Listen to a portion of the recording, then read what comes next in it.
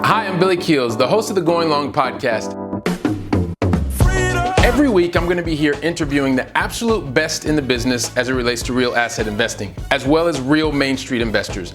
We're going to be having conversations where you can listen in, and that's going to help you to continue on your path to education so that you feel much more comfortable as well as confident in investing long distance. So make sure that you go ahead and subscribe to the channel. Make sure that you're liking it as well, because that way you can get every single episode as soon as it comes out. And by the way, don't forget to leave today's episode a 5-star review. Let's go ahead and listen to today's conversation. Welcome to the Going Long podcast. We're back once again to continue to help to educate you so that you feel much more comfortable as well as confident investing beyond your backyard. I'm your host, Billy Keels. And if you've ever wanted to understand why long distance investing can help you create the lifestyle you want, then you may ask me how I know. Or, you know what? Maybe you want to ask today's guest, because today's guest grew up in a residential real estate family in California, and at the age of 24, started her long distance investing experience by overseeing full house remodels and, get this, managing tenants from many states away. Amazing. That's real long distance stuff. Today, she combines her real estate expertise with her passion for serving investors by helping them to diversify their investment portfolios with real assets. She's the vice president of investor relations at Three Keys Investments, LLC, and she's the host of the famous podcast, Ask Me How I Know. It gives me lots of pleasure to welcome to today's conversation, Julie Holly. Julie, welcome to the show. Gosh, Billy, I am so excited about this conversation. Seriously, I had scarfed down breakfast because I'm on a different time zone, and I'm told my husband, I can't wait to record with Billy. This is going to be awesome. I love your energy. I love all the things that you're doing. And this is going to be a fantastic conversation. I'm absolutely sure. And the entire Going Long family is going to learn so much from you and all of your experience. So the thing is, you know what? I ask everybody the same 5 questions, at least 2 in the beginning and 3 at the end. And then kind of in the middle, Julie, you and I are just going to talk and get to know more about you so that the Going Long family can learn all kinds of wonderful stuff from you.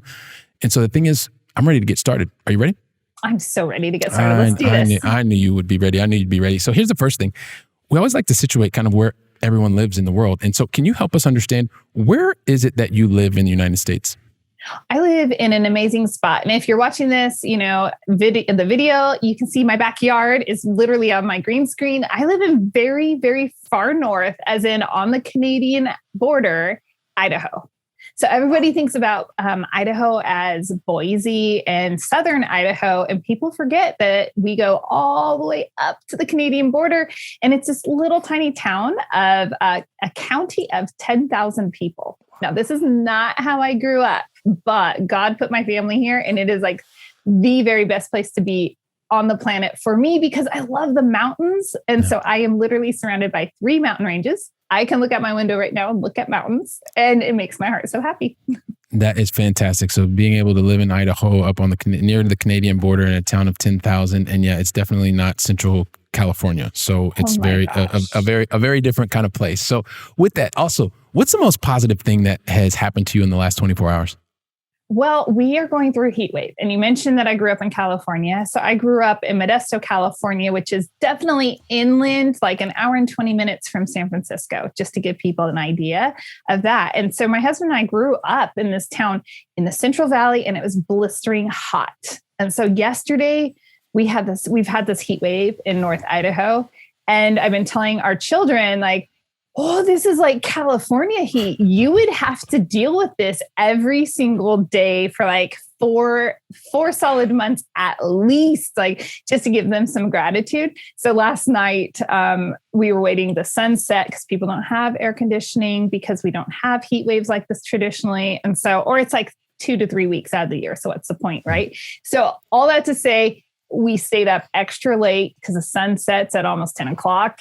And we just sat outside and did cartwheels and did some little exercise things, just to practice for different things. It was just fun. It was one of those just nurturing family moments where you just look back and go, this is one that's just going to be a sweet memory. Yeah. Beating the heat, enjoying the cool evening, and wow, it's way past bedtime. Kids, go to bed. you gotta get going to bed. No, but it is so nice when you have those moments when you're just the family and you're together and you kind of go back and you go, you know what, that was a really awesome experience. you go to bed and you're like, I'm good. I really enjoyed that. So I appreciate you sharing that with me and the entire Going Long family. And you know what? I really would love, because I tried to kind of do it in my own way, Julie, for like whatever it was, the first 10, 15 seconds to tell your backstory, which is almost impossible. And we all know that. So what I would love for you to do is share your backstory with me and the Going Long family so we get a chance to know more about you. And if you could also just maybe take a couple of seconds to talk about some of the major decisions that you've made in your life to get you to this point in your journey. Would really appreciate it. And then from there, you and I will kind of take the conversation wherever it goes. Oh, fantastic. Well, Billy, as you mentioned, I have been surrounded by residential real estate my entire life. In fact, my husband is a residential broker. And so residential real estate has been like, that's normal. I get that. And I was told, stay away from commercial, stay away from commercial. Well, we wanted to make a transition out of the residential space investment wise. And we saw the power of, I'm listening to like Bigger Pockets, and then I hear Monique Halm. She's always part of my story because I'm listening to Bigger Pockets after, kind of whining to a friend. They never have any women on here. And then like the next day, Monique Halm's on there and she is talking about house hacking and syndication and I just light bulb moments left and right for me. It's this very powerful moment in my life. I can tell you everything about what was happening at that moment because it was like every part of me came into play. And at the same time, I had recently launched a robotics team at the elementary school. So I have a background, I have parallel careers between public school education on the elementary level and real estate. And so here I moved up to North Idaho. I went back into the public school classroom to teach once again. And in doing so, I saw, because of my exposure to robotics in California, I was like, wow, these small town kids, they don't have the same advantages that everyone else in this world has. Like, what can I do? So I started writing grants and getting all the equipment with a plan, a 3-year plan to roll out this robotics program. So I roll out this robotics program, and then I launched the robotics team, and we end up going to the World Show, like Championship and Show, which is huge. So remember, Canadian border, all the way down to First Lego League, like First Robotics League down in Houston, Texas, where the championship is. I was able to work with everyone and kind of direct, and we were able to fund every student, second and third graders, with a parent paid to attend this. So this was this monumental moment for me where I learned about syndication. I knew about real estate investing. I learned about syndication, and I'd already had like basically a business plan in play. Basically it was like, I just syndicated that. It's a different way. It's not like investments. It is investments because you're investing in kids, but it was like that concept and made me go, I can do this. I can completely, if I believe in it, I can do anything. And so I'm confident I can go through. And then I also saw the value with the real estate syndication portion. I thought, I love children, but if we can empower adults, if we can provide not a refuge, but a way for adults to just feel safe and they're not stressed out about their housing and their well-being and such, that's going to trickle down to the kids. So I'm always usually about like, how do we take care of the kids? Well, we take care of the kids by taking care of the adults around them so that the adults trickle down, because everything starts with leadership. And if you have strong leaders in place, which the adults around children are the leaders, so you got to put strong leaders and it trickles down and creates strong kids. So that's kind of how I got into syndication. And it's just been a wonderful, exciting journey ever since. So having this wonderful, exciting journey is a journey that actually started syndicating something that has absolutely nothing with real estate, right? Yep. Yep. And I tell people this all the time. The teacher in me will never die. I love to serve by educating people who know nothing. Like, for instance, Billy, how could I have grown up around real estate and never known that apartment investing was so powerful? Yeah. So, and so this is a great question, but I guess one of the things that, because I guess depending on who I'm speaking to, and you are fortunate enough because you actually grew up around a real estate family. And so I guess you're talking about the commercial real estate, but help us understand, like, what were the dinner conversations like at your family, knowing that real estate was a part of it? Right. Well, so they were residential sales. And this is the other transition, like my grandparents, they invested in some small single family and they used that as their retirement, like, okay, that's how we're going to retire. That'll, just help offset our income, things like that. Right. Well, so the conversations were interesting because it was more like dad taking calls during dinner, because this is y'all, this is a long time ago. I was born in the 70s. So that makes two of us. There's still pagers and beepers. So like if I was with my grandparents, my grandpa's beeper would actually go off and he'd go make a call. But that was really interesting, Billy, because I'd be listening to in the kitchen, you would hear, because it was a ground line, it wasn't a cell phone, and you'd hear grandpa, and I could hear him get very firm. We'll put it that way. He's a very wonderful man, but you could hear him get firm with people at times. And then you just hear the different ways that he responded to the different circumstances.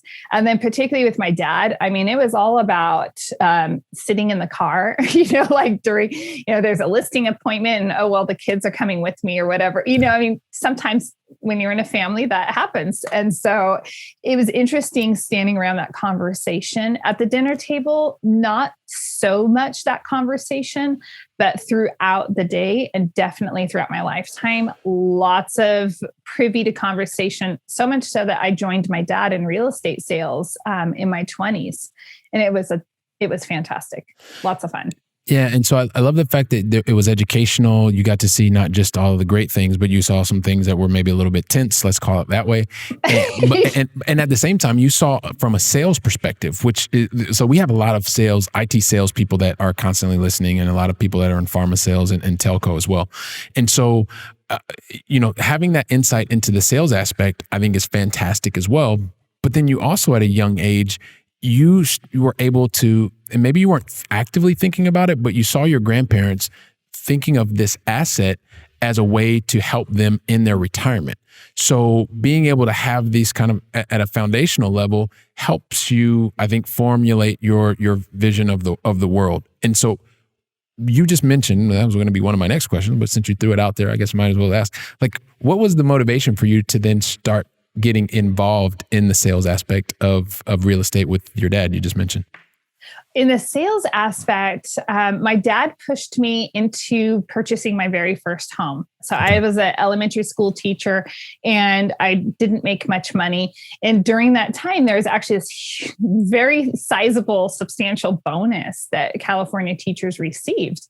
And I used that as a down payment. And my dad was trying to explain, I didn't have any business sense or economic sense, but I trusted my dad, got into this home. It was a total house hack, I mean, like had a roommate in one room at one point, helping pay for the mortgage and everything like that. I mean, toilet sinking in the subfloor, complete, total, like I always tell people, shop vac, just put a mask on and shop vac and go, like, cause it was so gross. So, I lived through that, but, I came to this point, and this is what you asked, and I know this is coming up later, but those decisions that we make, and it's really important. I made this decision. I said, wow, I started teaching when I was 22. That's really early. I graduated college early. I'm an ambitious kind of person. So I got things going on. And 3 years in, I realized, like, what am I doing? I'm like 25 years old, and can I really see myself doing this for the next, 20, 30 years? I want to take a bet on myself. And I've been curious about real estate, but I was allowing fear to control me. I've seen the real estate cycles. I lived through the real estate cycles. I understood that real estate was a double-edged sword. And I only saw one way of real estate being executed. But I decided to take a chance on myself and say, you know what? I'm curious about this. I'm young. I'm single. What else do I have to lose? Like, I have nothing to lose except regret. And I don't want to gain regret in my life. So I took a chance, and it went really, really well. It went amazingly well. And it was like more money than a school teacher would ever see. Right. And then I also had that, I'm handling my job the way my dad handled it. And that means it's consuming me. And that's what happens to a lot of self-employed entrepreneur type people. And it's like, this is now my life and I don't like who I'm becoming. And this isn't who I want to be. And I at least had the wherewithal to realize, I don't know that I have the strength to not be this person. I'm still young and we didn't have podcasts. Remember those days when there weren't podcasts and there wasn't YouTube and we didn't have access to the resources. I didn't have mentors around me that I could say, okay, you're doing it the way I want to do it. I want to stay in this, but I don't know how, but I could follow you. I didn't have that and I didn't know how to find it. So I tapped out and went back into education once again and just started investing in single family. So you were in education, you left education to get into real estate sales. So you did leave education in the beginning, got into real estate sales and then realized like it was all consuming. You were becoming a person you didn't really want to be. And you were like, you know what, I need to leave this for a while. And then, so what was it that made you want to go back to education when you left education before? I realized that, and this is a really important point, and it completely changed my life. I went from being a teacher who had a $27,000 salary, right, to I'm in real estate sales and I have six figures. And it was really almost overnight. All the money in the world cannot buy you happiness. And I was happy. I was totally happy, but I was stressed out of my mind. And I could not see the impact that I was making on the world and on the lives around me. And that's really paramount to the core fiber. I didn't know it then, but I really believe in alignment and making sure everybody has like this internal drive, internal purpose. And if you take time, you can really unearth that. And I've known, like, I just want to serve people and empower people to do great things in the world. And I didn't feel, although I was great with my clients, I didn't feel that I was making this impact. And I'm like, great, I have this money. I now have this cool car and I feel the ease of not having the financial burdens and such, but I also feel empty. Yeah. And so the school district, which is a top district in my community, that's not a 10,000. That was a large community. I called them up, called HR, and they're like, oh, great, we'll find you a position. They were happy to have me come back. Yeah. So that is fantastic. And I love that you highlight the fact that it's not about making money. At the end of the day, if you make a lot of money and you just have all this money, it doesn't really change your life. It's about the things that you're able to do or not do as a result of having that. And so if you're not able to live the lifestyle that you want, but you're making a bunch of money, and you're fortunate enough to be able to say, hey, look, I need to kind of stop this and do something else. You had the wherewithal and the foresight to be able to say, I need to get off. I need to stop here. And I think that's fantastic. And I'm sure that message is helping someone else that's listening to us or watching us today. But there is one question, another question it's not really an official one of the five, but I like to ask everybody, because at the Going Long podcast, like, I read books, right? And I read Rich Dad, Poor Dad. I kind of started it and then I stopped, and then I picked it up a couple of years later and I was like, oh my gosh, my whole life is going to change because this is amazing. I can have control and I can make like $200 to $300 a month per door. And so this seems scalable. And then I started reading a whole bunch of other books and a bunch of other books and a bunch of other books. And then it was like, oh my gosh, so you can buy this. But everything that I was understanding is that you had to live in the same place that you bought the property. Like, you had to be a landlord in the same place. And so when I started buying properties living in Barcelona, Spain, but they were 6,000 miles away, I've come to the realization that you can literally live wherever you want in the world, and you can invest wherever it makes the most sense for you in the context of your life. And so one of the things we love talking about here on the Going Long podcast is we want to help people feel much more comfortable and confident investing beyond their backyard. They can do that passively. They can do that actively. But I also want to know, like, and I know that you were managing tenants from like states away. Like, yes. What was it that happened in your life? Like, what was the context that gave you the opportunity to become a long distance investor? Or why would you make that decision to become a long distance investor for whatever point in your life when you did that? Sure. Well, Billy, we're often sold this lie that real estate investments, you're going to get, you're going to have phone calls and everything that can go wrong with your property is going to go wrong and you're going to have the worst person ever. And it's like, really? Really? So Yeah. when we moved from Modesto, California out to Denver, Colorado, we were renting at a home, like the house that we had that I had like fixed up and everything. I'm like, okay, great. We're keeping this and we're just going to continue to add. And we turned it over to a property manager. And everything was like so going fine. It was easy and nothing ever happened. And it was always filled. I never had a tenant issue. I'm like, we're paying this property manager and, it doesn't seem that hard. So when we moved back to California and we're renting out our condo in Denver and turned that into, a rental asset, I just told my husband, I'm like, I can do this.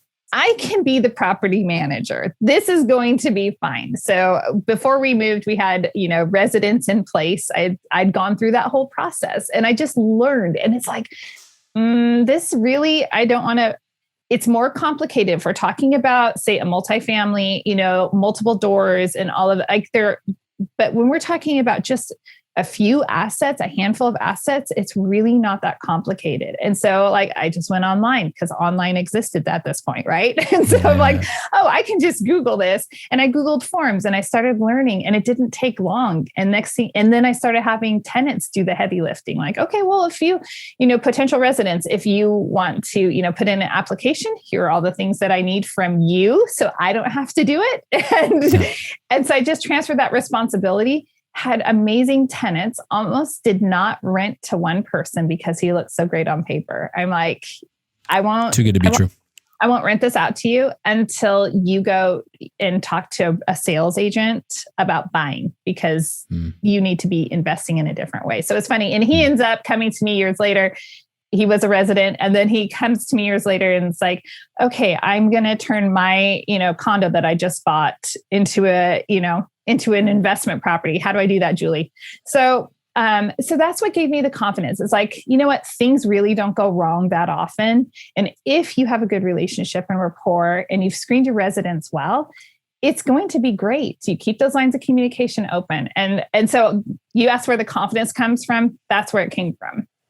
Cool. So you went through that process and you knew what it was like. So you went from California to Colorado, from Colorado back to California, and then eventually to Idaho, right? And so you learned a lot of different things and you had a property manager. So you knew what it was like to hire someone that was going to then manage the day-to-day, and you had fewer properties in your portfolio. And then when you moved back, you were like, okay, well, I can manage these that are within my remit. Let's say you had a couple of doors that you were doing.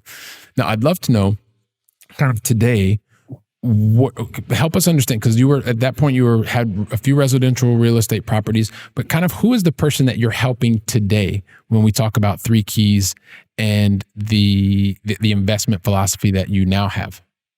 Now my heart's mission, and I feel like I'm on this mission, is to start educating, I'm doing it, but to educate people who it's the middle. Wherever you're at in the middle, you get cut out of this conversation. So if you're an accredited investor, more than likely you are going to brush shoulders sooner with somebody who is using this investment vehicle because it's so powerful and essential to guarding, protecting, and growing your wealth.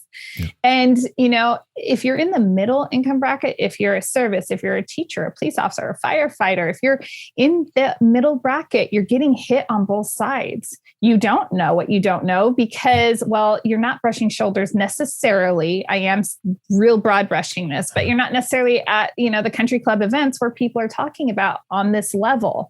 And it's incredible how maybe skeptical people in the middle are about this as an investment vehicle to protect and grow their wealth for generations. And so I feel that that's where I'm serving right now and helping people is to just open their minds and say, this is powerful and it's for you.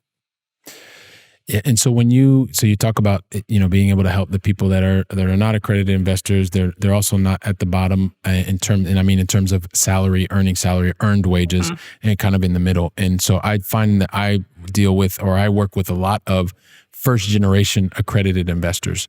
And so many times it's because it's kind of how I grew up. Like I'm accredited investor, but I don't have anybody around me and my family that actually would help me. So you're kind of on this island by yourself, and you don't really know who to turn to ask for their thoughts or their comments or what they have seen before, because you're just by yourself. And so I love that you have this focus. And a lot of times people, and I considered myself when I got there, I was ignorant. And I say ignorant meaning that it was a lack of knowledge, ignorance in its purest sense, lack of knowledge. Yes. And so sometimes it's really intimidating, Julie, to go out and say, I don't know what I don't know, but this seems really interesting. Like, so how do you find that you can best help that person? Because I know a lot of times you don't really know, you don't even want to ask because you don't, like you said, you don't even believe. Yeah, exactly. That's it. It's embarrassing. Yeah. It's embarrassing. I could say it's like from the classroom, right? You're like, I don't want to ask a dumb question. Yeah. And here's the thing. Logan Freeman over on LinkedIn just posted this, and he's like, whoever raises their hand wins. Whoever asks the most questions, they're the people that are going to win. Like you need to raise your hand and ask the questions and say, like, what do I need to know? So recently I created a playlist over on my YouTube channel, the Ask Me How I Know multifamily and mindset YouTube channel. And it's a playlist that is breaking every bit of real estate syndication down into its bite-sized forms.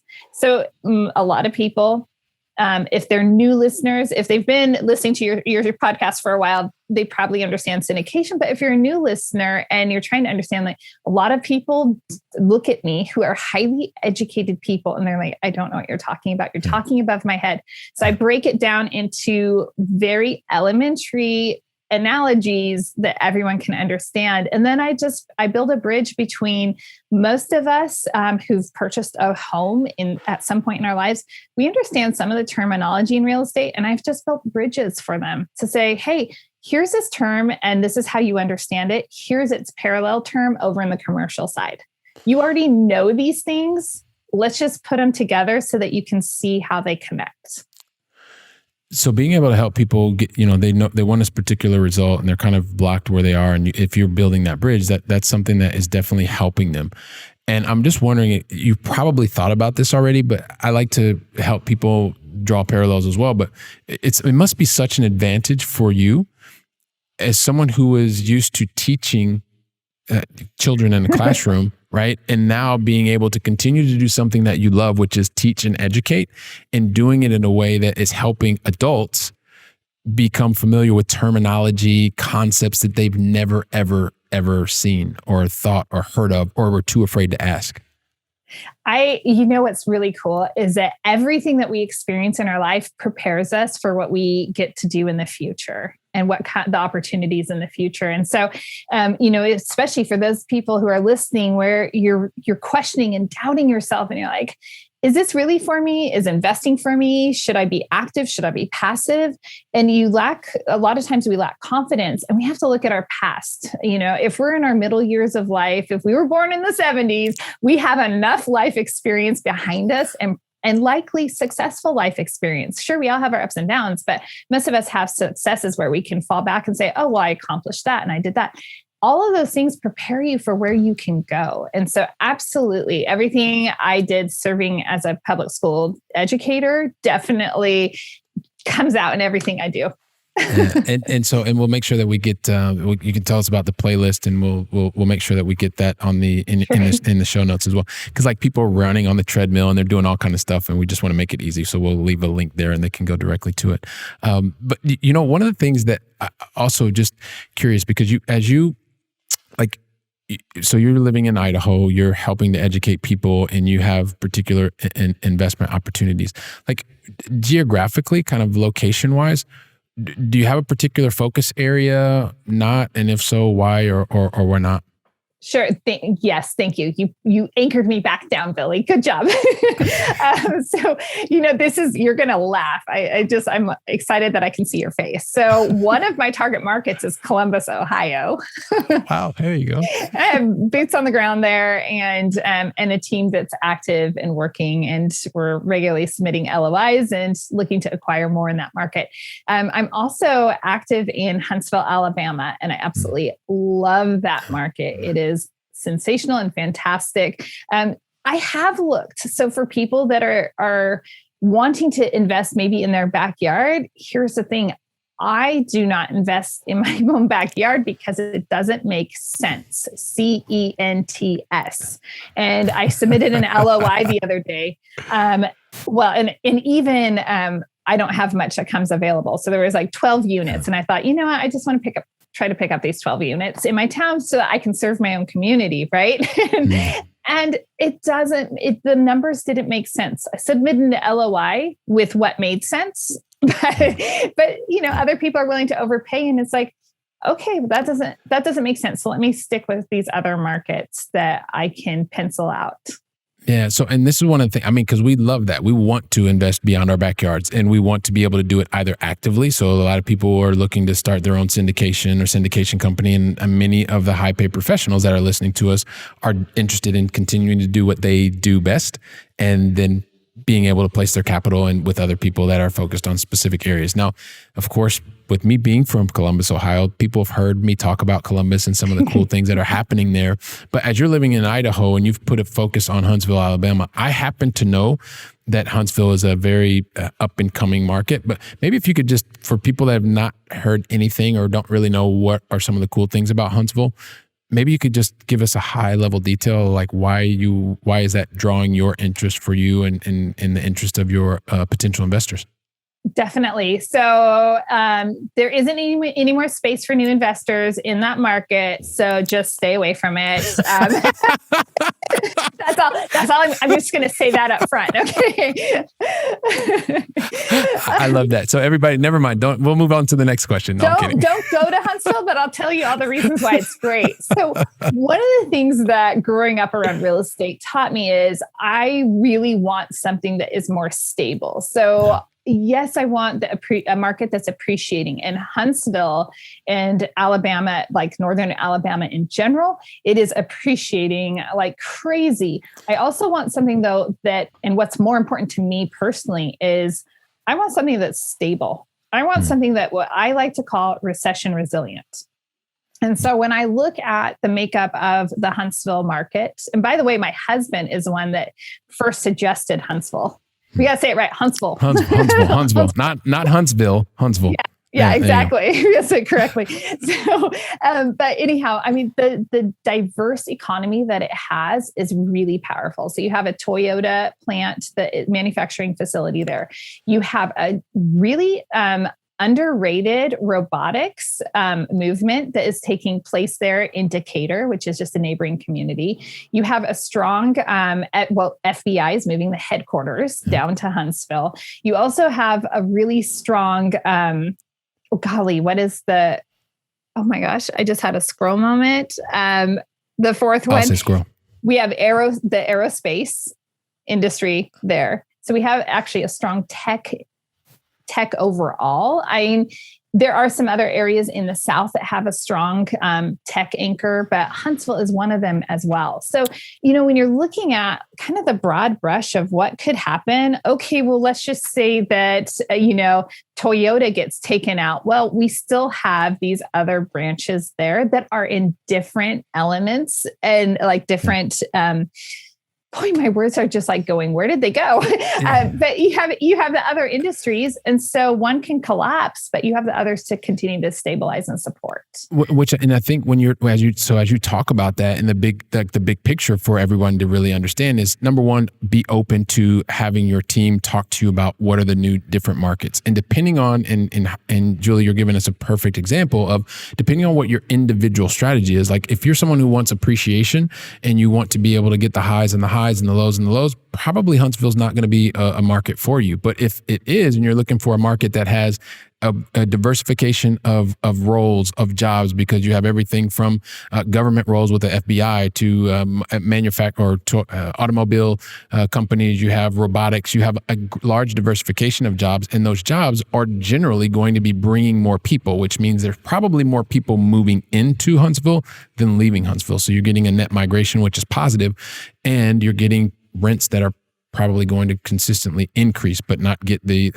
highs and lows. And so as long as that's what you're looking for, then this is the type of location that is going to help you get the benefit that you're looking for. And then it's a matter of building the team. And I guess before we go into the Going Long Final 3, Julie, is what are some of the things that you found that are really important for building a strong team once you found a location, whatever that location is? Relationships and trust. So, I'm obviously a hardworking, overachieving, ambitious kind of person. And so if you pair me with someone that is an Eeyore or wants to Eeyore, meaning if you're listening and you're not familiar with Winnie the Pooh, it's just kind of like a frumpy, down, doom and gloom, sad. And so like having the right energy mix, and then having more of a Tigger, going back to the Winnie the Pooh, like someone who's ambitious and going after things. Like you have to have a team that is aligned with who they are and how they approach things, so that everyone feels that everyone's pulling their weight and I can depend on you. And if you drop the ball, you're going to own it, but we're going to be okay because we're going to work together on it. But those relationships, that to me is number one. And anyone who knows me knows that anyone that I partner with on any level is someone that I trust on a very deep level.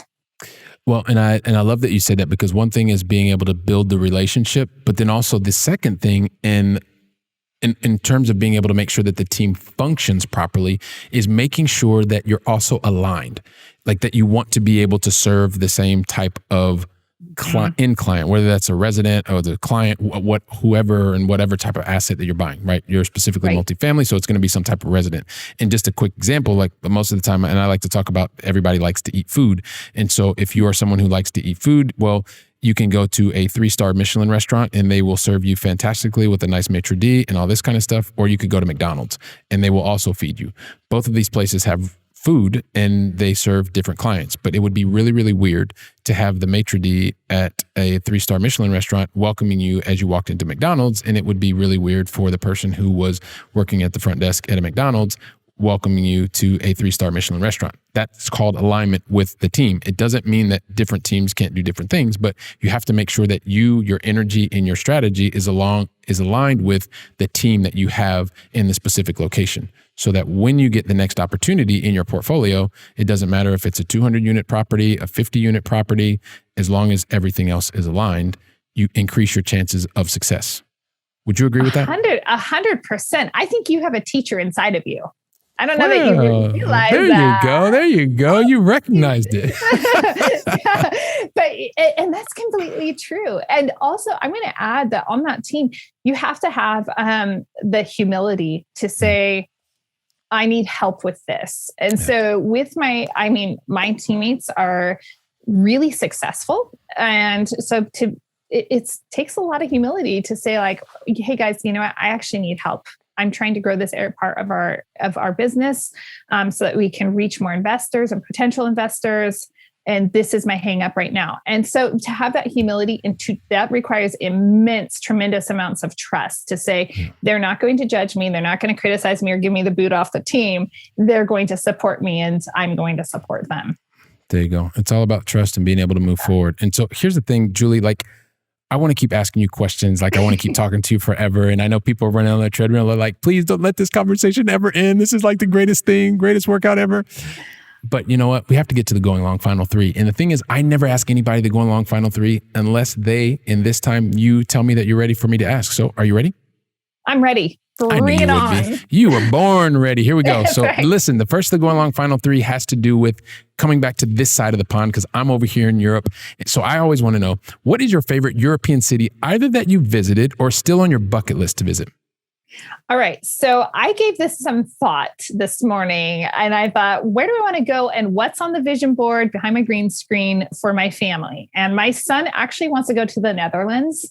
Ooh. And in third grade, so he's going to seventh grade. In third grade, he wrote a report on the Netherlands and he actually still references the Netherlands. And so as long as there's good food, I'm good. Like I do want the 3-star Michelin, and I also want like whatever food vendor on the side of the street in the little kiosk, So you'll definitely be able to find that, and I would recommend you check out Amsterdam because that would be a really cool place. You'll have all kinds of things to be able to check out there. So that's what we'll take, which is fantastic.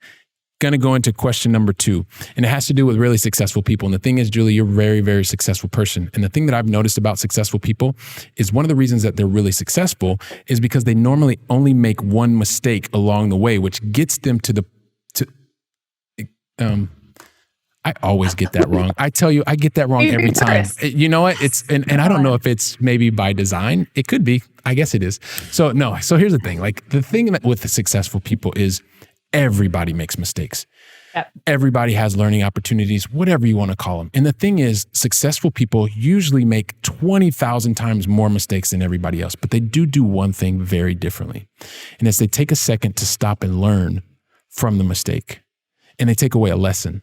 And so if you could think about one kind of learning opportunity or a mistake or however you want to call it, not necessarily a mistake, but what was the one lesson that you learned that you know would make a powerful impact on the Going Long family today? What would that one lesson be? Oh, I might cry. Believe in yourself. And that sounds so cliche right now because you hear people say that, but I was not taught to believe in myself.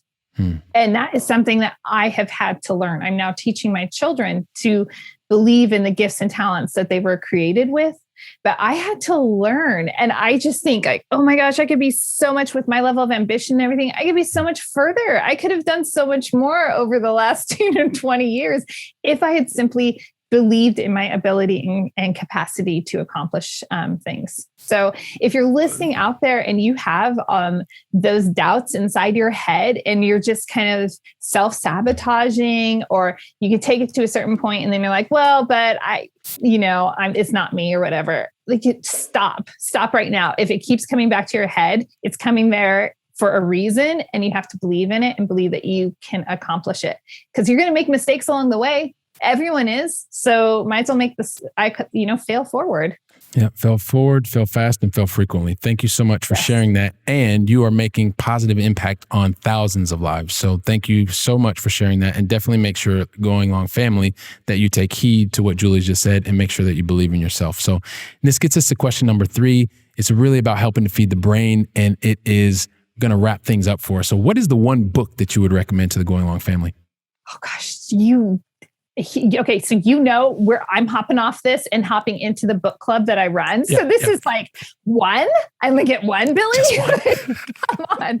So I always say whatever current book that I am reading is always my favorite book because I only read great books. I'm reading The Four Agreements. Now. It's a great summer read, and it's lighthearted but super duper powerful. And I highly recommend that book. I have not met many books that I don't love. So I created the best books reading list, which is available at julieholly.com. Awesome. So the 4 agreements, we'll also check out julieholly.com. And I'm just thinking from the very beginning of our conversation, you talking to us about being a member of a family that was involved in residential real estate. You got to the point where, you know what, you wanted to be a public school teacher. You were doing that. You did that for a couple of years, realized you were missing something. You wanted to try something else. You got into sales. You went from less than $30,000 a year to 6-figure salaries. And after doing that for a little while, you realized, hey, look, I'm making a bunch of money, but I'm just kind of empty inside. And this isn't really working for me. You had a chance to go from California to Colorado, back to California. Now you're in Idaho in a town of 10,000 people. You're in a really happy place. You're focused on being able to help people that are kind of in the middle, not at the top, not at the accredited investors, not at the bottom, but people that really are looking to get help and understanding, knowing that they can turn to someone to help them diversify and be a part of real assets, and also doing that in geographical locations that are not necessarily in their backyard, which we love here, right? And that's one of the things that, aside from all of these great things, and you've also now helped us to understand that it's really important to believe in yourself. And I know, Julie, like I'm really motivated and super excited about all the things that you've shared. And I know so many of the Going Long family are feeling the exact same way. And they're figuring, like, how do we find out more about what Julie's doing? Where can we find out more about her? You've given us a couple of hints earlier, but tell us, where can we go to find out more about you, your team, and get in touch with you? I would send everyone to julieholly.com. Holly is Holly. And from there, if you want to hop on a call, you can schedule it there. You can download all sorts of resources. It's sky's the limit. There are links to my investment company. There are links. There's my podcast page, Ask Me How I Know, Multifamily and Mindset. I'm huge into mindset. It tripped me up for years, and I want to help people not be tripped up by stinking thinking and such. So head over to julieholly.com. Fantastic. julieholly.com. Lots of resources. I was over there myself. So Going Long family, take a couple seconds, go over there, get lost, learn, and be able to reach out to Julie as well. So listen, Julie, I want to thank you from the bottom of my heart for investing your time with me and the entire Going Long family. Thank you so much. Thank you, Billy. From North Idaho to Spain. High five. All right. What a great time. There we go. Hey, listen, Julie, I'm just going to give a couple seconds to the Going Long family really quickly. And listen, everybody, Julie left so much knowledge, added so much value today.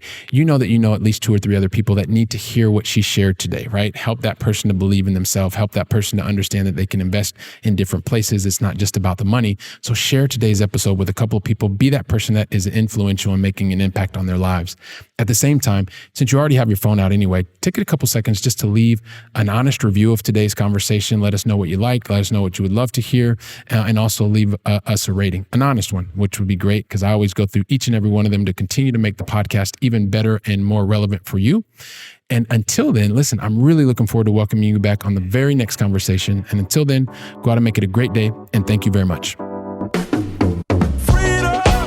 Wow, don't you love hearing from top-notch experts in the field?